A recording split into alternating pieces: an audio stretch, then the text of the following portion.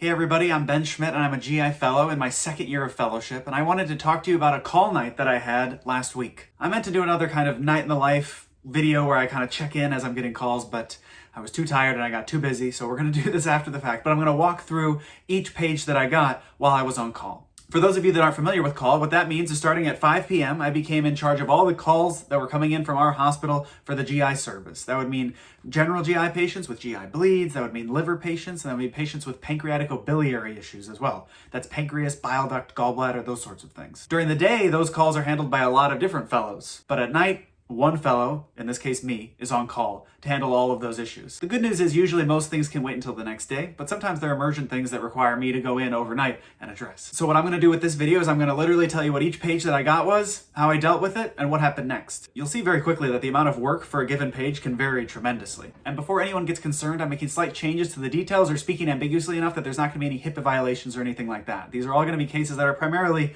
aimed to teach you guys. I'm going to present all the pages in ways that aren't going to be very specific, but are going to be able to give you the educational value that the page offered, and just give you an idea of what it's like to be on call as a GI fellow. So anyway, let's do it. My first page of the night was actually a pretty simple one. I got called for a critical lab value. That means a lab value that's so high or so low that a physician needs to be notified overnight because it's not good enough to wait till the next day to let the patient know about it. In this case, it was a low potassium that had been drawn earlier that day for one of our liver patients in clinic. The potassium was 2.9, which is pretty low.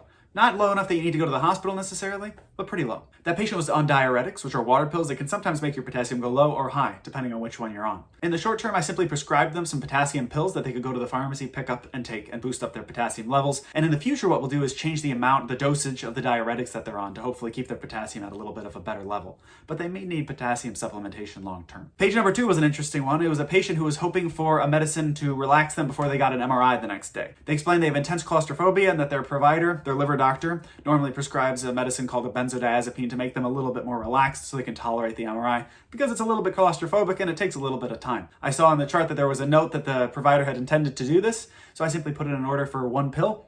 They went to their pharmacy and got it, all was good. Page number 3 was from our transfer center. What that means is there can be doctors from other hospitals, not the hospital that I'm covering overnight, but other hospitals that don't have GI doctors or don't have the same level of specialists that we do at my hospital. And they need extra expertise and are usually looking to transfer a patient to our hospital to get further care that they can't offer there. In this case, it was a patient with a pancreatic fluid collection. When someone has pancreatitis and gets inflammation in their pancreas, one of the consequences of that, as the pancreas begins to heal, is they can get a collection of fluid around their pancreas. As this gets bigger, it can cause a lot of problems. It can push on your stomach, it can cause pain, nausea, or vomiting. It can get infected. It can erode into a blood vessel and cause some bleeding. It can cause a lot of issues potentially. But they didn't have a pancreas specialist at their hospital, so they were asking if the patient could be transferred over to my hospital, and then once the patient arrives, we would go in and we would see them and recommend any procedures or medical management. Overnight when I'm on call, there's not too much to do about that because usually the patients don't come over immediately. So my role is just to take the information, write a little note in the chart so people can know what to expect once the patient does arrive, and that's pretty much it. My fourth call was a lot more exciting. This call came in at around 11 o'clock at night, and it was for a patient having a GI bleed who was in the emergency room. This was a patient who had had a lot of GI bleeds before, and we'd never been able to successfully stop the bleed because honestly it stopped on its own before we could find the source. But in the past, we were always pretty sure it was what's called a lower GI bleed, meaning the blood is coming from somewhere in the colon. This patient was in the ER again having blood in the bowel movements, but his blood pressure was really low. So the patient was going to the ICU.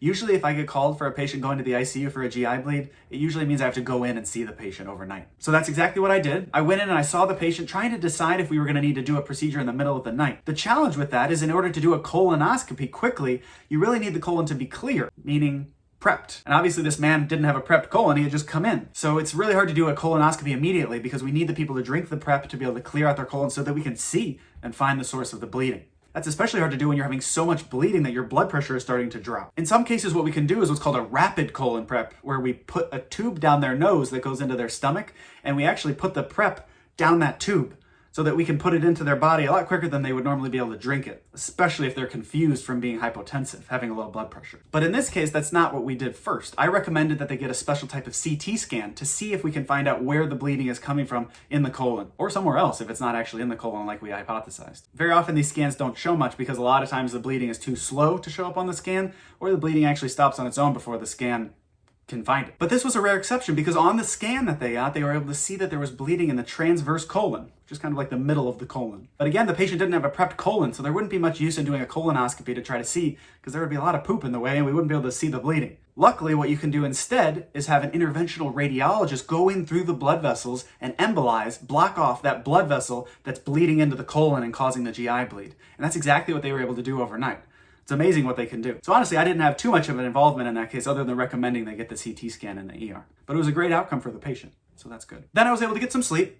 3:30 in the morning, I got woken up by the transfer center. They were just giving me an update on the patient who I talked about before with the pancreatic fluid collection. And then about half an hour after that, at around 4 a.m., I got another call about a patient with acute liver failure that had just come into our hospital. Acute liver failure is a really big deal, and it's one of the emergencies that we take very, very seriously in GI. And that's because the liver is such an important organ that when your liver is truly failing acutely, you can die very quickly, and you might need a transplant even quicker.